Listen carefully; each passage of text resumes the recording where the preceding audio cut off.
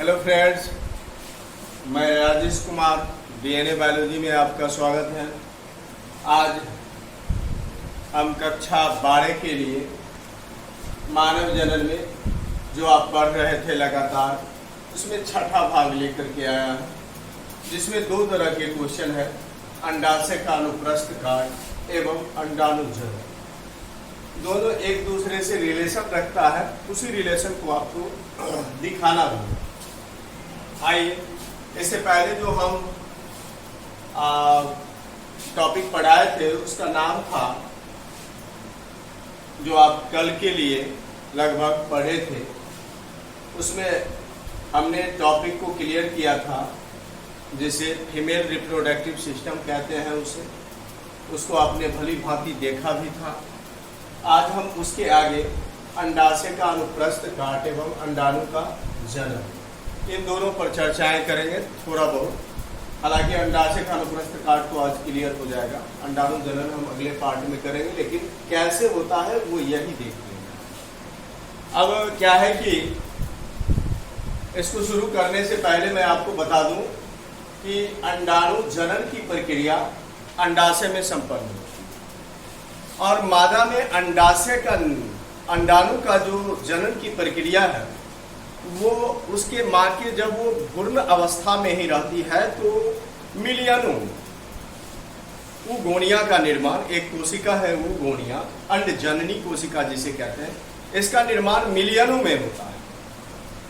मतलब कब? जब माँ के गर्भ में ही एक भ्रूण, जो कि फीमेल भ्रूण है, वो जब रहती है उसके भ्रूणावस्था में ही माँ के गर्भ में ही ढेर सारे अंडजननी का निर्माण होता है। उनमें से मिलियनों में ये अंडजननी होती है। तो आइए उस अंडजननी का निर्माण जो होता है तो उसके निर्माण में क्या सब प्रक्रियाएं होती रहती है, वो अंडाशय के भीतर ही संपन्न होता है। तो आइए सबसे पहले हम देखते हैं कि अंडाशय का पूरा फिगर कैसा है, उसके बाद उसके अंदर अंडजननी का कैसे अंडाणु निर्माण में वो अंडजननी सहायता करता है, वो हम देखते हैं। आइए,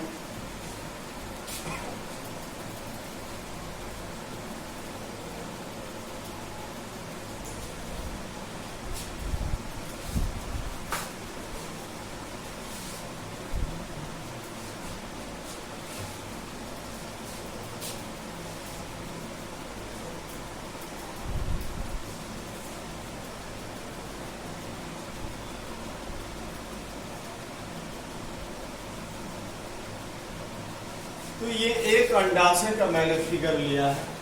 आप देखे भी होंगे इस अंडाशय में, कल हम इस अंडाशय को बताए भी थे। इसके अंदर में थोड़ी सी संरचना इस टाइप की भी होती है, जिसे हम आपको दिखा रहे हैं।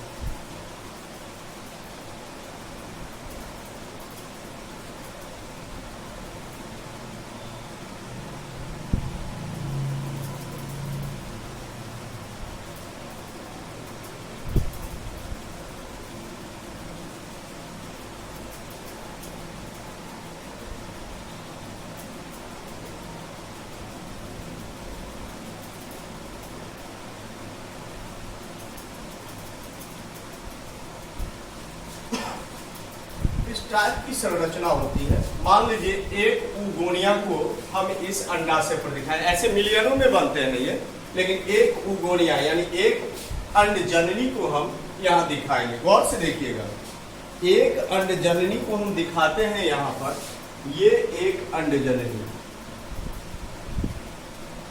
इस कोशिका का नाम अंडजननी कोशिका है, उगोनिया बोलते हैं इसको, उगोनिया।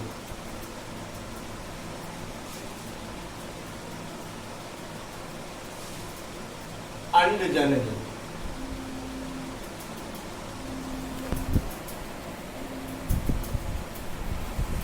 इसको अंडजननी कहते हैं। अरे गौर से देखो यार, इधर देखो रे लड़का, फायदा मिलेगा। ये आगे जो तैयारी करोगे ना, उसमें काफी ज्यादा फायदा देगा।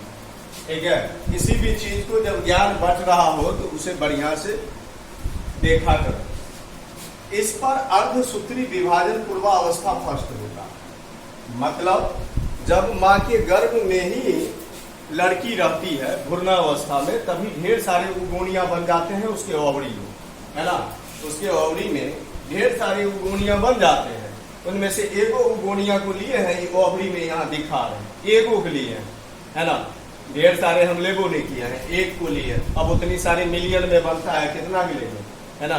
एक पर देखें, इस पर अर्धसूत्री विभाजन पूर्वावस्था फर्स्ट होता है। अर्धसूत्री विभाजन पूर्वावस्था फर्स्ट होता है, जिसके कारण ये अंडे बट जाते हैं दो बराबर भाग। दो अंडे का निर्माण होता है, एक को मैंने दिखाया और एक को मैंने जगह खाली छोड़ी। मतलब दोनों को अगर दिखाएंगे तो इसमें पिक्चर ही नहीं हटेगा भैया, बात समझ रहे हैं कि नहीं। अगर दो को दिखाए तो मैंने एक को दिखाया, मतलब बना दो लेकिन हम दिखाए एक। एक अंडे का निर्माण होता है, मतलब दो अंडे का निर्माण होता है, जिसमें एक को हम लोग आपको दिखा एक अंडे को। अब गौर कीजिए, इस एक अंडे को हम नाम देंगे यहाँ पर, इसका नाम हो जाता है क्या, आइए समझते हैं।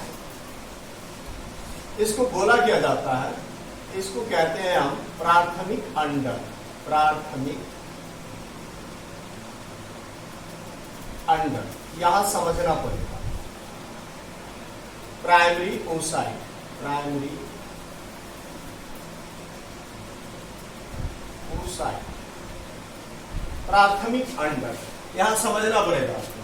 अर्धसूत्री पूर्वा अवस्था फर्स्ट क्यों कहते हैं इसको, क्योंकि मान के चलो अगर किसी चीज को यहां मान लो कि ये कोई वस्तु है ना, जिसको मुझे दो बराबर भागों में बांटना है।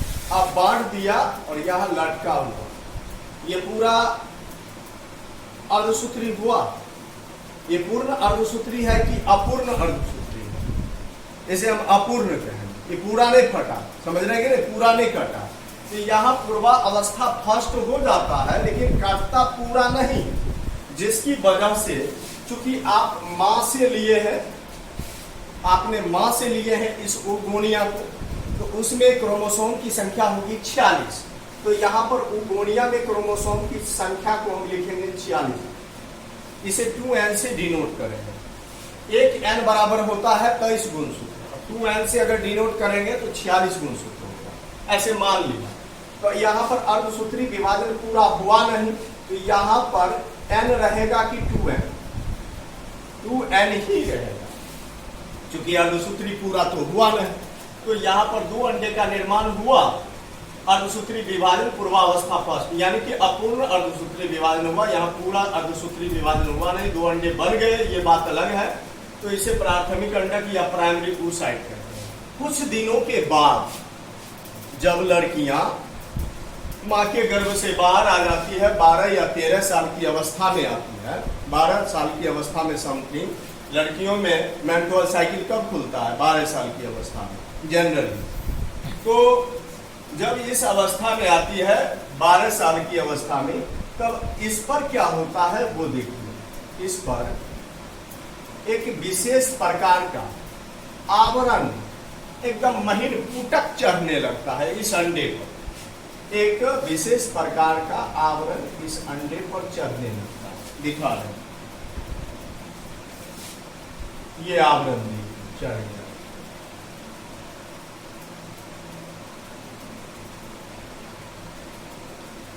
इसे पुटक कहा जाता है हिंदी में, इसे बोलते हैं हम पुटक।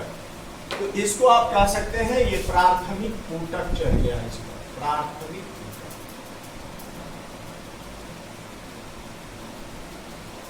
प्राथमिक पुटक कहते हैं इसको, अंग्रेजी बोले तो प्राइमरी फॉलिकल, इसको प्राइमरी फॉलिकल कहते हैं। कुछ दिनों के बाद इस पर एक और लेयर चढ़ जाता है, मतलब छोटे छोटे कणों का एक महीन लेयर और चढ़ जाता है। देखिए इस पर एक और लेयर चढ़ जाता है और कैसा डिजाइन होता है दिखा रहे।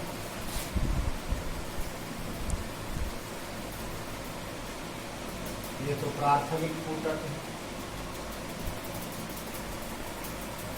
अब भैया इस पर एक और लेयर चढ़ दिखा दे रहे हैं, समझ में आएगा तो। इस पर एक और लेयर चढ़ जाता है।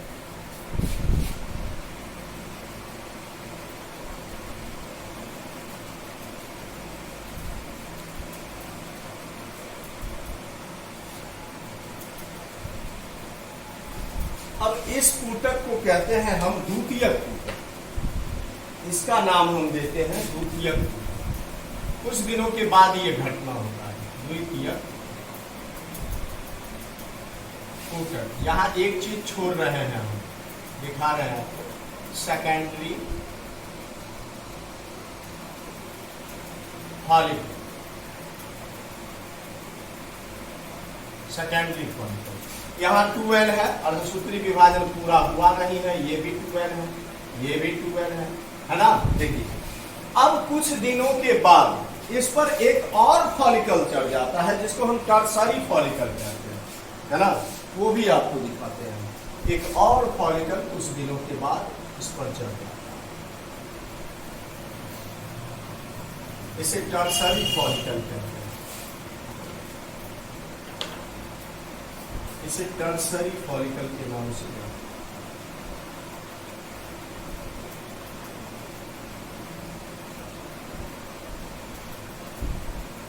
बड़ा मजेदार टॉपिक है यार।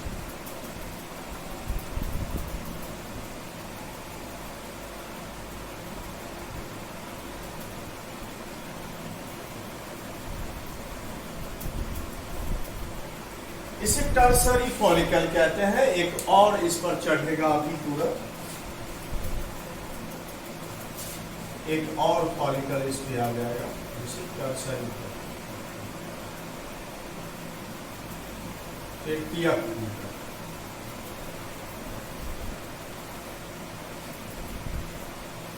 इसे टर्सरी फॉलिकल कहते हैं, तृतीयक फूटक बोलते हैं इसको।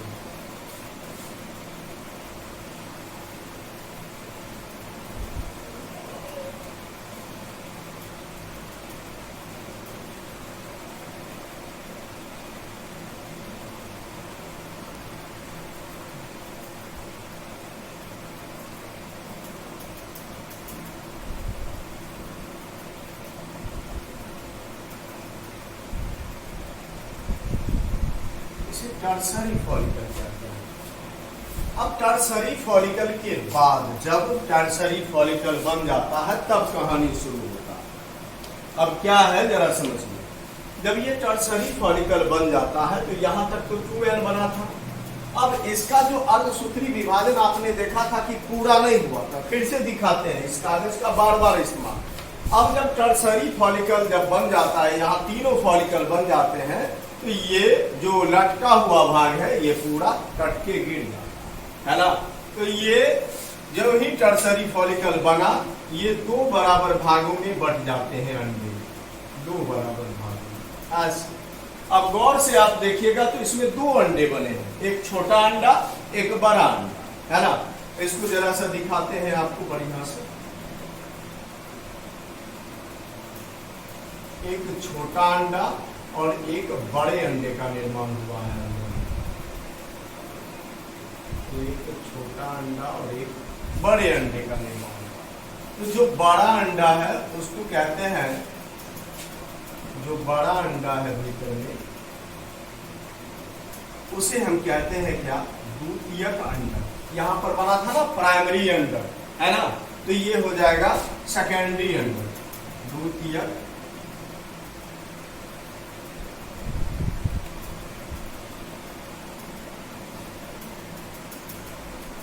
इसे द्वितीयक अंडक या फिर बोलेंगे इसको सेकेंडरी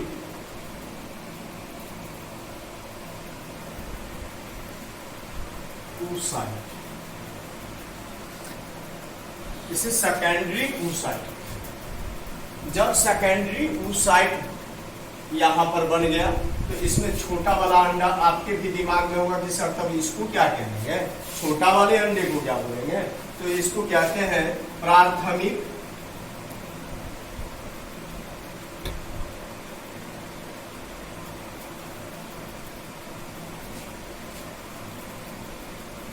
ध्रुवीय पिंड।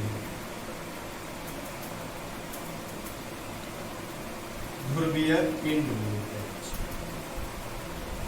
प्राइमरी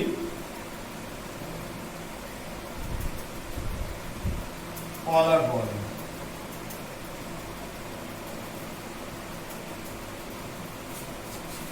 अब देखिए ये किस डिजाइन में बदलेगा, बस डिजाइन आपको देखना, यही डिजाइन आपको काफी मजबूती की ओर ले जाएगा कि आप, कई बार एग्जाम में पूछा जाता है कि आप बताइए कि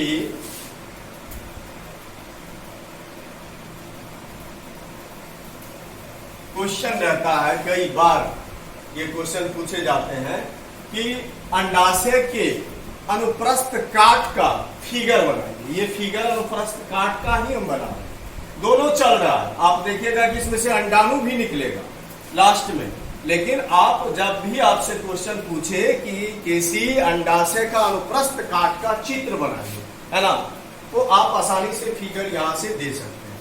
तो अब देखिए कि कमाल हो गया, ये फर्स्ट लेयर, सेकेंड लेयर और थर्ड लेयर तीनों पूटक आपस में मिल करके एक ग्राफियन पूटक का निर्माण करेगा। एक ग्राफियन पूटक, तीनों पूटक आपस में मिल करके एक ग्राफियन पूटक का निर्माण करेगा। ये तीनों मिल गया आपस में, है ना, और बना दिया ग्राफियन पूटक। ग्राफियन पूटक यहां हम कलर थोड़ा कर देंगे,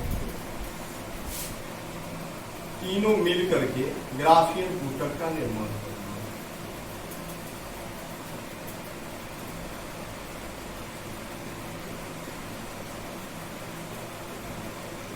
ये तीनों पूटक आपस में मिलकर के परिपक्व पूटक का निर्माण करते हैं, जिसका नाम दिया जाता है ग्राफियन पूटक। अब देखिए थोड़ा सा इसको कलर कर लेंगे ताकि तीनों का जो मिलन हुआ है ये ग्राफियन पूटक के रूप में वो स्पष्ट दिखाई दे। ये हो गया ग्राफियन। अब देखिएगा इसमें जो छोटा अंडा है, छोटा वाला अंडा, ये इसी पर आके बैठ जाएगा और यही ध्रुवीय पिंड, जो छोटा वाला अंडा को ध्रुवीय पिंड कहते हैं, ग्राफियन पूटक में इसका कोई विशेष काम नहीं है, ये ग्राफियन पूटक में ही आके बैठ जाएगा और क्या है कि इसी में मिल जाएगा, ये नष्ट हो जाएगा। लेकिन अंदर में जो बड़ा अंडा है ये क्या करेगा, अपने ऊपर एक विशेष प्रकार का आवरण बना लेगा परिपक्व होकर। इस आवरण का नाम हम कल भी लिए थे, विशेष प्रकार का आवरण बना लेगा जिसे हम जोना पैलिशिडा कहते हैं। इसका नाम जोना पैलिशिडा।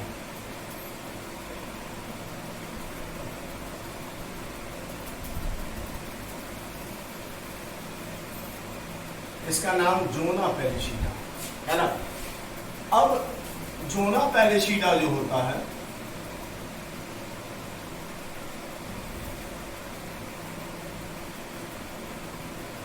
ये आवरण है अंडा का, जो अंडाणु बना है ना उसका आवरण है जोना पैलिशिडा, ताकि इसको कोई शुक्राणु भेद ना सके आसानी से। शुक्राणु के पास ज्यों ही एक्रोसोम होगा वही इसे भेज सकता है। अब जब ये ग्राफियन पूटक के अंदर जब ये जोना पैलिशिडा का निर्माण हो जाता है, अंडाणु परिपक्व हो जाता है, तो अचानक ग्राफियन पूटक फट जाता है। ग्राफियन पूटक फटता है, ग्राफियन पूटक फट जाता है।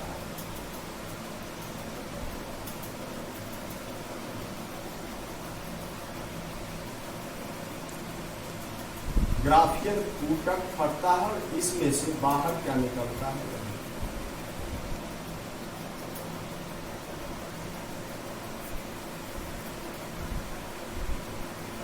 ये फट जाता है।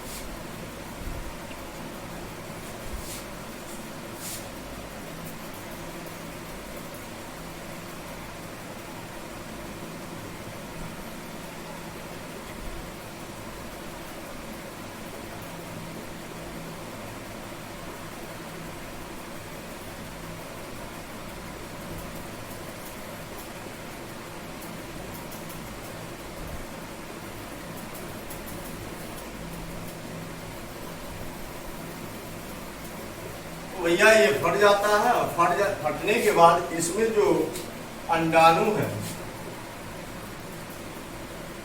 अंडाणु खास करके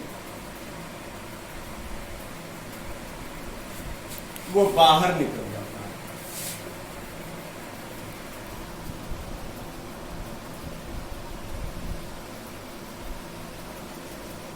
ये जो अंडाणु है ये बाहर निकल जाता है।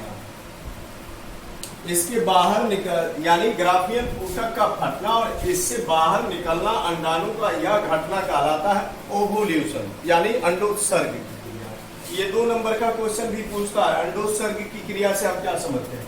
यानी ग्राफियन ऊतक का फटना और इससे अंडाणु का बाहर निकलना कहलाता है अंडोत्सर्ग, है ना। ये क्रिया कहलाता है ओवुलेशन, है ना। इससे अंडाणु का निकलना, इससे अंडाणु का बाहर आ जाना, ये अंडोत्सर्ग की क्रिया कहलाती है। ये अंडोत्सर्ग कहलाता है। ये क्रिया अंडोत्सर्ग कहलाता है, ओवुलेशन भी कहते हैं इसे।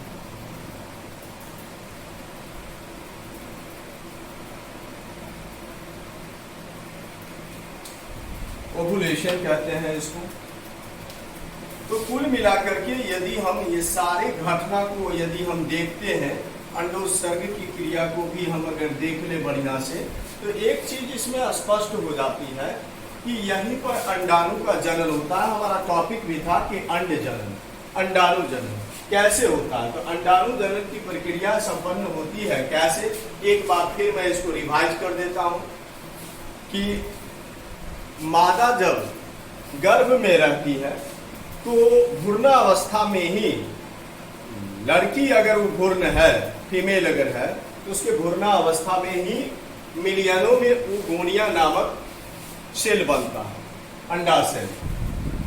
वो मिलियन में बनता है। उनमें से एक ओगोनिया को मैंने यहाँ लिया और आपको दिखाया कि इसमें उस समय ही अर्धसूत्री विभाजन पूर्वावस्था स्पष्ट होती है, यानी पूरा नहीं कटता है अंडा, लेकिन 2 अंडे का निर्माण होता है। एक को मैंने नहीं दिखाया और एक को मैंने दिखा दिया।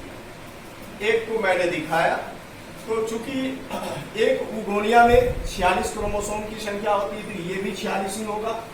और इस पर कुछ दिनों के बाद ये जो प्राथमिक अंडक का निर्माण होता है, उस पर एक एकदम महीन कण अवस्था में एक ऊतक का निर्माण होने लगता है, जिसको इस आवरण को हम कहते हैं प्राथमिक ऊतक, प्राइमरी फॉलिकल। कुछ दिनों के बाद इस पर एक और ऊतक चढ़ जाता है, जिसको हम द्वितीयक ऊतक कहते हैं, सेकेंडरी फॉलिकल कहते हैं। कुछ ही दिनों के बाद उस पर एक और ऊतक चढ़ जाता है, तृतीयक ऊतक का निर्माण हो। जब तृतीयक ऊतक का निर्माण हो जाता है तो ऐसी स्थिति में क्या होता है, यहाँ पर जो अर्धसूत्री विभाजन पूर्वावस्था फर्स्ट रुक गया था वो पूरा हो जाता है और ये अंदर का अंडा 2 बराबर भागों में बढ़ जाता है। बड़े अंडे को हम द्वितीयक अंडक कहते हैं, यहाँ प्राइमरी अंडक था तो ये बन गया द्वितीयक अंडक। और इसमें छोटा अंडा कहलाता है ध्रुवीय पिंड, इसका कोई वर्क नहीं है। यहाँ आपने देखा कि यहाँ पर मैंने रख दिया ध्रुवीय पिंड को, इसका कोई वर्क नहीं था, ग्राफियन फॉलिकल में ही ये मिल करके बर्बाद हो गया। और इसके अंदर में जो एक और ये द्वितीयक अंडक था, इसके अंदर जोना पेलिशिडा का निर्माण ऊपर में होना शुरू हो गया कणिका नए रूप में। जब जोना पेलिशिडा इस पर बन जाता है तो इसे परिपक्व अंडाणु कहते हैं। जो ही अंडाणु परिपक्व होता है ये फट जाता है, ग्राफियन फॉलिकल परिपक्व ऊतक फट जाता है। इसको ग्राफियन फॉलिकल भी कहते हैं, ग्राफियन फॉलिकल, इसे ग्राफियन फॉलिकल। तो जब ग्राफियन फॉलिकल परिपक्व होकर फट जाता है तो अंडाणु बाहर आ जाते हैं। इस क्रिया को अंडोत्सर्ग भी कहते हैं। तो ये है आपका संपूर्ण अंडाणु जनन।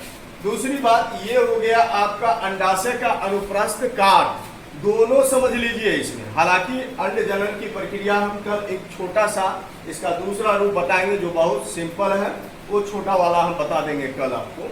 लेकिन ये हो गया आपका दीर्घ रूप, अंडाणु जनन का दीर्घ रूप। और ये प्रक्रिया आप दर्शा देंगे कहाँ पर, अंडाशय, है ना। अगर अंडाशय का अनुप्रस्थ काट आपको पूछता है तो बना देंगे।